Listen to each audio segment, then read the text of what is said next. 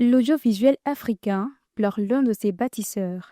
Konsti Eka, animateur et producteur camerounais, s'est éteint lundi 16 février 2026 à Abidjan des suites d'un malaise.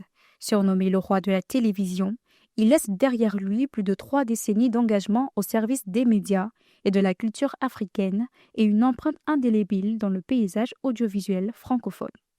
C'est quelqu'un qui a apporté non seulement son expérience, parce qu'il vient de l'extérieur, il a fait Tabala FM en France, donc c'était une plus-value. Il est venu également avec son carnet d'adresses. Donc la façon d'animer à Fréquence 2, c'était chaud, c'était bouillant. Et moi, je pense que le premier grand coup pour moi, c'était Africa Music Awards. Parce que là, j'avoue qu'on n'avait pas encore de véritable cérémonie de victoire de la musique africaine et caribéenne. Donc, Consti est venu. On peut avoir une idée, mais il faut la mettre à exécution. Donc, je pense que c'est là qu'il s'est distingué. Faire venir Kofi, Francky Vincent. On a pu voir Marie-Josée Gibon avec Z à Gogo. Ça a été une super production. Tout cela ont été aidés dans la conception, dans la production, dans le management.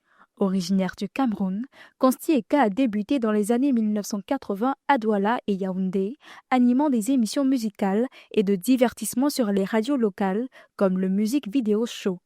En 1978, il s'installe en Côte d'Ivoire et fonde le groupe SICAM, la chaîne CNTV et la radio Voltage 2, devenant un moteur pour les journalistes et artistes émergents.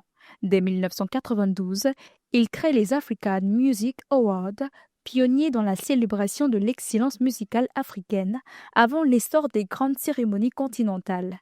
Parallèlement, il a produit et animé des programmes phares comme All Week News ou Confidence sur TV5 Monde, ce qui a contribué à professionnaliser l'audiovisuel francophone.